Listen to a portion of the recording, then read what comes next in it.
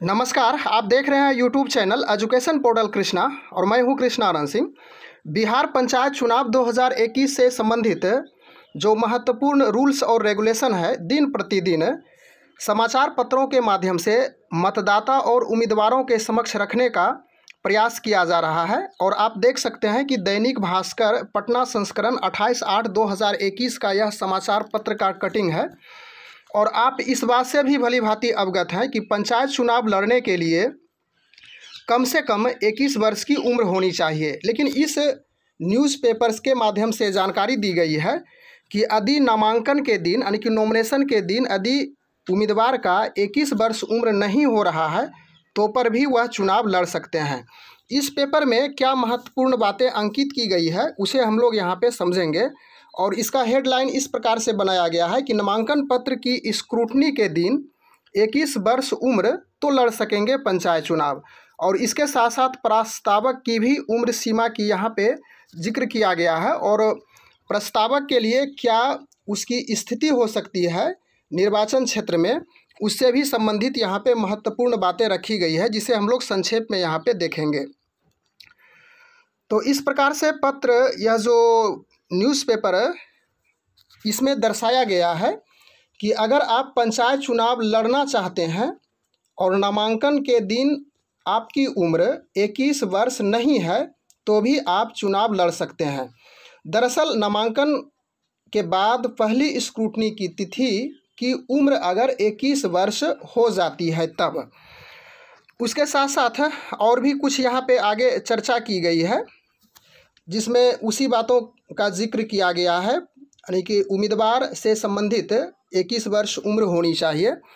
और आप इस बात से भली भांति वाकिफ़ हैं कि पंचायत चुनाव लड़ने के लिए पंचायत से किसी भी स्थान, किसी भी वार्ड से वह अपना नामांकन करा सकता है। इसके साथ साथ समिति हो या तो फिर जो वार्ड सदस्य हो, फिर पंच हो, सरपंच हो, उसकी भी स्थिति यही होती है।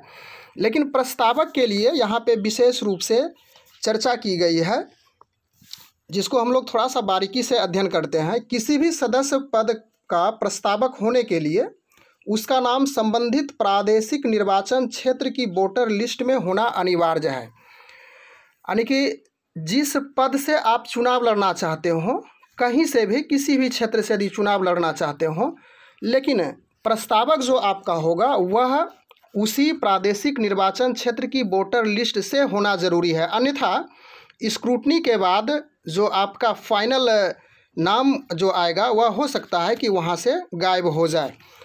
और अंतिम तिथि के बाद अगले दिन स्क्रूटनी की तिथि 21 वर्ष का होना चाहिए। इसके लिए भी वही कंडीशन रखा गया है कि नामांकन यदि कर रहे हैं और उसका यदि आप प्रस्तावक बन रहे हैं उस निर्वाचन क्षेत्र से, तो उस दिन यदि नामांकन के दिन यदि 21 वर्ष उम्र नहीं हो रहा है और स्क्रूटनी के दिन 21 वर्ष यदि उम्र हो रहा है तो प्रस्तावक आप बन सकते हैं।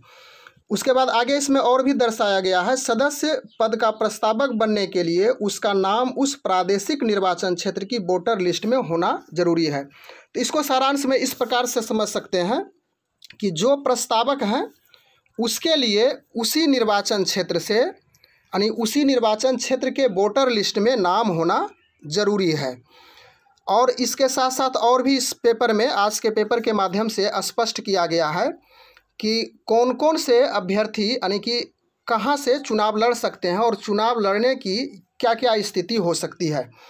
तो यहाँ पे हेडिंग है, लड़ेंगे यहाँ से चुनाव, और जिसमें है आरक्षित वर्ग, अनारक्षित वर्ग पहले है, केवल अनारक्षित निर्वाचन क्षेत्र से, यानी कि जो अनारक्षित हैं वह अनारक्षित निर्वाचन क्षेत्र से लड़ेगा। अनारक्षित महिला तो अनारक्षित निर्वाचन क्षेत्र से, यानी कि महिला कैंडिडेट यदि अनारक्षित हैं और अनारक्षित निर्वाचन क्षेत्र से ही होना चाहिए। अनुसूचित जाति के पुरुष, उसी प्रकार से यहाँ भी दिया हुआ है जिसे आप पढ़ सकते हैं बारीकी से। अनुसूचित जाति की महिला, अनारक्षित वर्ग निर्वाचन क्षेत्र अनारक्षित महिला निर्वाचन क्षेत्र, अनुसूचित जाति के लिए अनारक्षित निर्वाचन क्षेत्र और अनुसूचित जाति की महिला के लिए आरक्षित निर्वाचन क्षेत्र से। फिर अनुसूचित जनजाति के पुरुष के लिए है, उसी प्रकार से आप इसे भी पढ़ सकते हैं। अनुसूचित अनुसूचित जनजाति की महिला के लिए फिर यहाँ पे दर्शाया गया है। फिर पिछड़ा वर्ग के पुरुष अनारक्षित निर्वाचन क्षेत्र और पिछड़ा वर्ग के अनारक्षित निर्वाचन क्षेत्र से। फिर इसके बाद पिछड़ा वर्ग की महिला के लिए भी उसी प्रकार से कंडीशन रखा गया है कि अनारक्षित महिला निर्वाचन क्षेत्र पिछड़ा वर्ग के लिए आरक्षित निर्वाचन क्षेत्र और पिछड़ा वर्ग की महिला के लिए आरक्षित निर्वाचन क्षेत्र से।